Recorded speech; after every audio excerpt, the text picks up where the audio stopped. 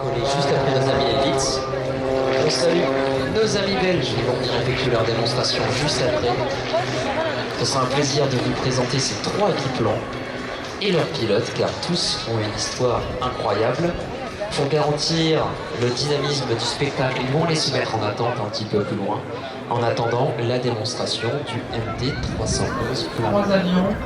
Alors, des avions formidables, mesdames et messieurs. Sur votre droite, la patrouille des Beats.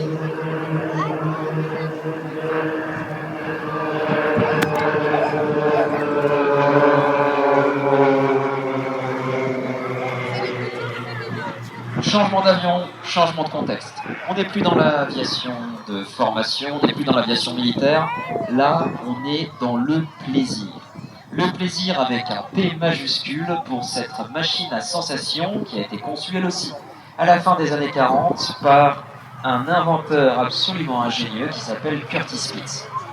Ça se passe une fois de plus aux États-Unis dans la grande tradition des cirques aériens, et Curtis Spitz va donner au monde de la voltige un outil formidable, c'est cet avion.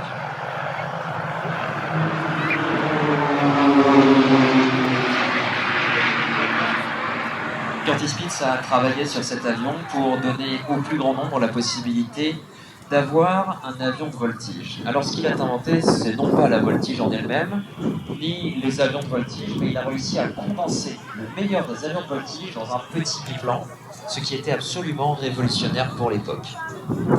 Du jour au lendemain, on se retrouve avec plein de personnes qui ne pouvaient pas avant se payer un avion de voltige, qui ont pu le faire, et donc il a ouvert le monde de la voltige à de nombreuses personnes. Il est donc extrêmement respecté au sein de la grande communauté des voltigeurs et des meetings aériens.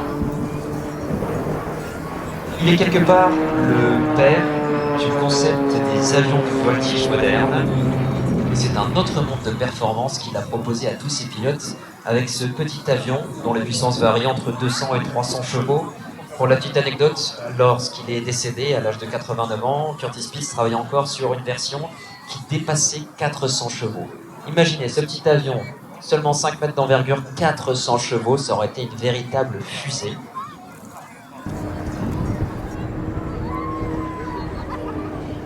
Il a donc ouvert le monde de la voltige au plus grand nombre, et cet avion, ça a été la star de tous les championnats de voltige jusqu'à l'avènement des avions de nouvelle génération à la fin des années 80. Cet avion a raflé tous les titres, et même un titre de champion du monde. C'était juste avant les années 80, ça se passait dans le sud de la France, du côté de Salon-de-Provence. Après avoir évolué ensemble, les avions vont maintenant vous présenter un enchaînement assez dynamique avec d'un côté un avion sur votre gauche qui va effectuer des figures en solo, alors que les deux autres vont revenir pour se présenter à vous en patrouille.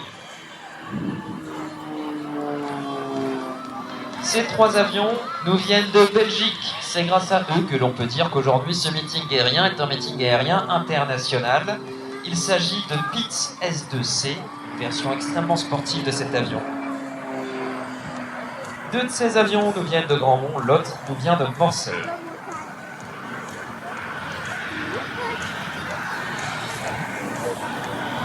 Celui que l'on voit au-dessus de nous, c'est le numéro 2 de la formation. Il s'appelle Peter Van Israel, il a 58 ans. Il a commencé à voler en 1998 et aujourd'hui il totalise plus de 1000 heures sur cet aéronef. Celui-ci, celui que l'on voit évoluer au-dessus de nous, c'est son deuxième Pitts. Avant il avait un Pitts S2B, version un petit peu moins puissante. Je vous rassure, ça restait une machine extrêmement puissante, mais quand on est perfectionniste comme lui, oui, on a le droit de dire qu'elle est un petit peu moins puissante. Cet homme est un entrepreneur, il est gérant d'une usine de terreau en Belgique et il est également passionné par les hélicoptères. Il totalise 160 heures sur hélicoptère et il est en train de faire certifier une gazelle pour la présenter en meeting aérien. Derrière la carapace du pilote ou de l'entrepreneur, évidemment, il y a un homme d'une sympathie absolument extrême. Il est marié, il a 3 enfants et lorsqu'on lui demande son plus grand souvenir dans l'aviation, il nous parle de son premier vol solo. On revient avec un petit peu de voltige en patrouille. Alors évidemment, quand on est en piste, il ne faut surtout pas passer en dessous du leader, sinon à cause de l'aile supérieure, on perdra le visuel sur lui. L'occasion pour moi de vous présenter ces deux pilotes. En tant que leader de la formation, Ronald Supply, il a 54 ans, il est gérant d'une société de prestation de services dans les réseaux de communication. Et lui, il a connu l'aviation par le biais du modélisme en 99. Oui, il a commencé avec le modélisme, comme ce qu'on a vu ici à Valenciennes en début d'après-midi. Et finalement, il a décidé de passer son brevet de pilote privé, le PPL. Et finalement, il s'est initié à l'art de la voltige.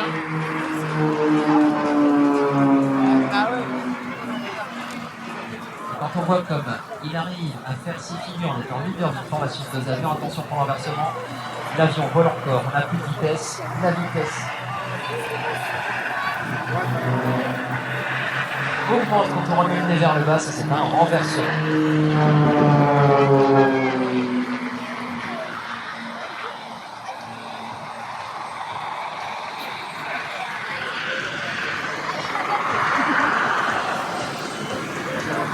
Et donc nous avons un troisième mousquetaire. Ce troisième mousquetaire, il vole sur l'avion qui est gris et qui s'appelle Luc Kosenos. Il a 57 ans, il est mécanicien dans le génie civil et pour lui l'aviation c'est une affaire de famille. Son père a conçu un aérodrome, il a toujours vécu parmi les avions, donc l'aviation vraiment dans ses gènes. Il a connu le Pitts au détour d'un voyage aux États-Unis. Et alors qu'il rentre en France, il avait déjà décidé de s'en acheter un. Mais cet homme a un destin hors norme. Il a un destin hors norme puisqu'à l'occasion d'un accident de la vie, il a perdu l'usage de sa main droite. Et lorsqu'il a perdu l'usage de sa main droite, il s'est débrouillé pour modifier son avion. Il a installé la manette des gaz sur la droite et il pilote donc avec la main gauche. Il a inversé les commandes de vol. Et il fixe son bras dans une prothèse qui est intégrée à l'avion pour pouvoir le piloter. Et aujourd'hui, il le pilote de la même façon qu'il le pilotait avant son accident. C'est un véritable modèle de détermination. Et je vous invite à lever les yeux. Regardez, il est en face de vous. Lui se trouve dans l'avion noir. Quand on dit non aux difficultés de la vie et qu'on vole excellemment bien, ça donne la démonstration d'aujourd'hui.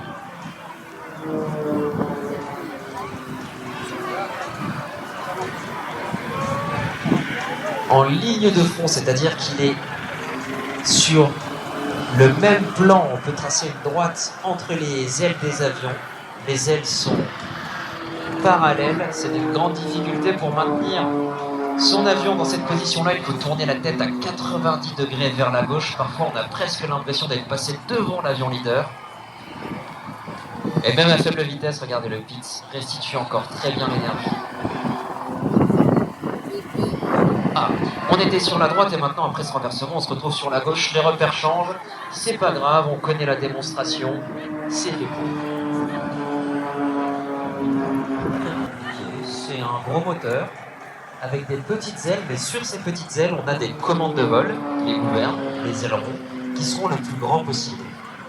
On a donc un avion qui pourra accrocher de l'air sur ses ailes, même à faible vitesse, et ça nous permet d'être extrêmement manœuvrant. Regardez, sur votre droite, pendant que l'un fait des petits traits de fumée, l'autre tourne autour. Dans l'aviation, on appelle ça un attache-voile.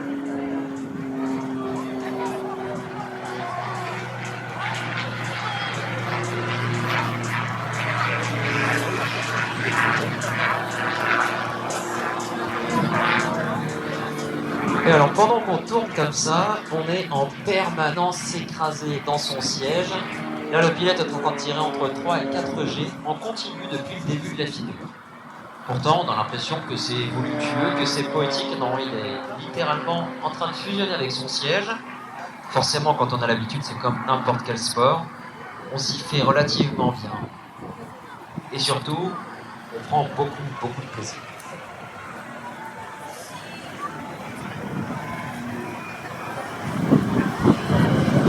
Ça repart directement sur des figures en solo. On a de la vitesse, on peut tirer sur le manche.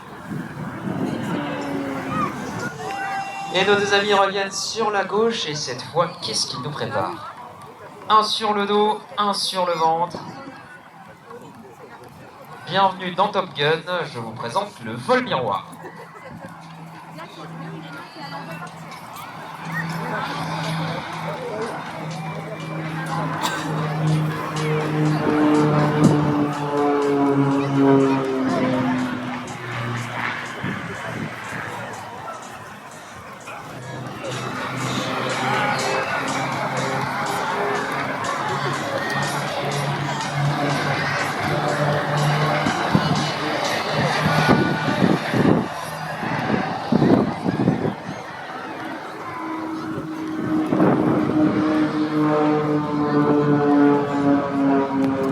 Ils viennent de faire un tour complet à 360 degrés, l'un sur le ventre, l'autre sur le dos.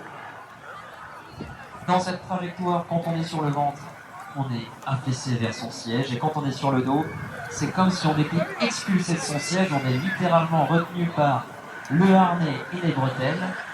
Évidemment, c'est de la voltige, c'est de l'eau. Et regardez bien le style d'approche sur la gauche. On descend en glissade, en dérapage, exactement comme pour le roulage. Si on est pile dans l'axe, on voit pas la piste. Alors on se met sur le côté, un petit peu comme une voiture qui ferait du drift. Et on va venir et on va remettre l'avion en ligne de vol, voilà qui est fait. Juste avant de se poser, on est à 2 sur 3, le troisième, il est là-haut. Regardez, il a déjà pris son angle de virage pour faire une glissade en direction de la piste. Un style d'approche qu'on peut se permettre quand on a un minimum de maîtrise sur cet aéronef. Car oui, je le disais tout à l'heure, le Pitts est un avion accessible pour les voltigeurs, mais il n'en est pas moins exigeant lorsqu'on le pilote. C'est un avion qui est puissant, c'est un avion qui a de petites ailes. Il n'y a aucune marge d'approximation quand on pilote ce genre de machine. J'aimerais savoir après ce que